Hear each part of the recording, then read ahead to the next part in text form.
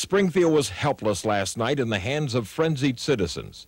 With 2 men dead and probably 2 score more or less seriously injured, tempestuous mobs swept through the streets, wreaking vengeance upon whoever and whatever swayed them to fresh outbursts.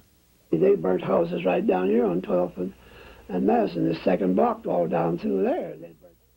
We have closed our eyes to the whole awful and menacing truth that a large part of the white population of Lincoln's home have initiated a permanent warfare with the Negro race. Springfield, Illinois is defined in our country's history by 2 contradictions: Abraham Lincoln and the 1908 race riot. The great Emancipator immortalized the city, while the fatal riot scandalized it. Unlike Lincoln, the race riot has been greatly ignored and its memories suppressed. It is the tragic tale of festering racism that tore apart a community and forced the entire nation to witness the violent rage of a northern city in its darkest hour.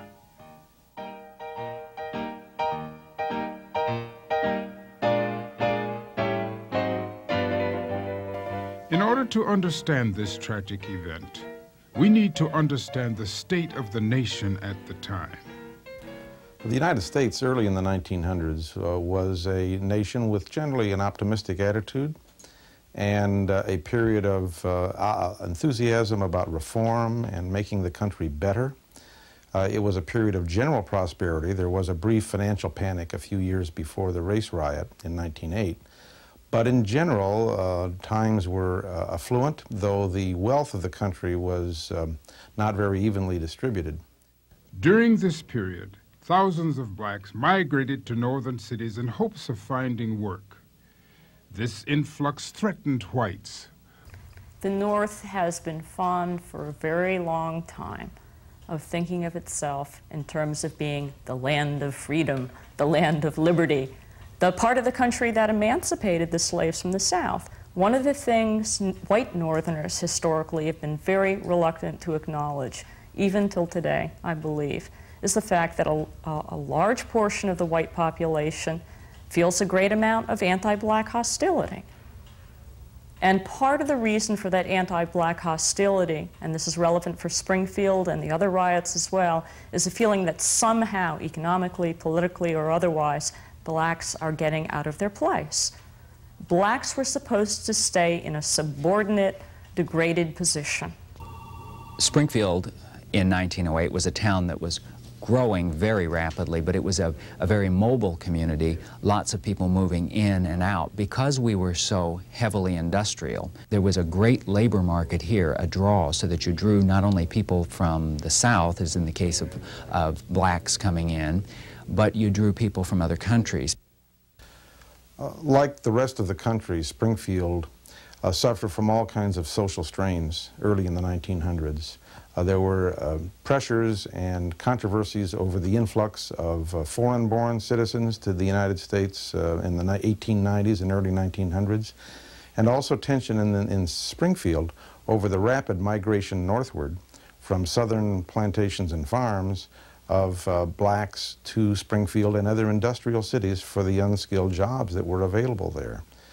As a result, race relations in Springfield were probably like those throughout the country. That is to say, in particular neighborhoods, there could be controversy over the arrival of a black family from the South. There was the ever-present competition for jobs between white Americans and ethnics and black Americans.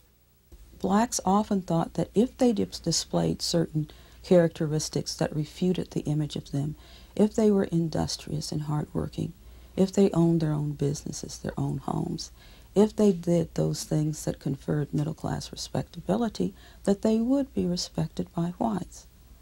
Negative feelings towards blacks provided the fuel for Springfield's race riot, which was ignited by 2 incidents in which the accused were black men. One was a break-in, and the other was the alleged rape of Mabel Hallam, a white woman. The first occurred around the 4th of July, when a respected white engineer named Clergy Ballard found an intruder in his daughter's room. The man fatally wounded Ballard in an ensuing fight. The next day, Ballard's neighbors and sons found Joe James, a black man, in Ballard's neighborhood and beat him unconscious. Authorities arrived shortly and arrested James for the murder of Clergy Ballard. The reason that the murder of Clergy Ballard was so socially dangerous is that, not because he was wealthy or had high status, he was well integrated into the heart of the working class in Springfield. He had numerous ties at the Illinois Watch Company, for example. He was a member of the Brotherhood of Locomotive Workers. He was interconnected with a whole host of people, some of whom had, I believe, interconnections with Mabel Hallam's family. Her husband was a streetcar conductor. They have their own subculture. What does that mean? It means that when one of these people are victimized, they have a lot of allies that they can mobilize. You know, of course, Joe James, on the other hand, he doesn't have any allies. He's totally isolated. Even the black community won't come to his support and assistance afterwards. After James was arrested, hatred towards blacks pulsed through the dailies as never before, and public opinion followed. Expel from this city the scores of worthless and lawless Negroes who come here, if not to commit crimes themselves, to egg on others of their race to do so. There were 4 or 5 newspapers in Springfield at the time, and nearly all of them reacted with great passion to the riot. And in retrospect, irresponsibly. The 2 leading daily newspapers, the Register and the Journal, reacted immediately and jumped to conclusions about the guilt of George Richardson for the assault upon Mabel Hallam. They wrote inflammatory news articles and even editorials calling for swift justice one way or the other. And so they really inflamed the passions of the citizens of Springfield during that weekend. The people of Springfield have restrained themselves well. They have given strong evidence of the law-abiding character of the city by their calmness in the face of an event which would have developed the mob spirit in many other communities.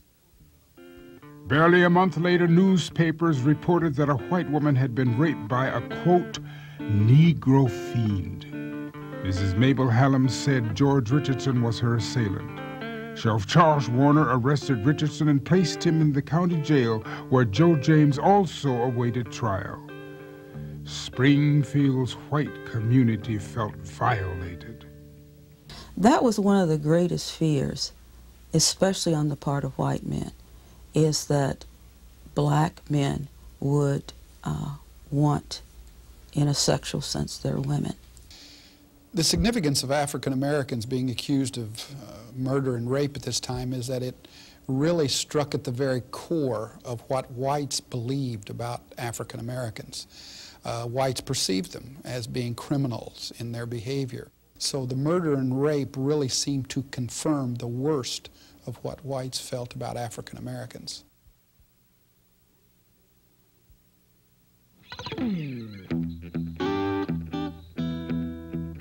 Word spread that authorities had arrested Mabel Hallam's rapist. All day August 14th, whites congregated in front of the jail where the accused black men were imprisoned. By evening, hundreds gathered outside the jail. Sheriff Werner knew he had to develop a plan to prevent any lynchings. After the sheriff had made several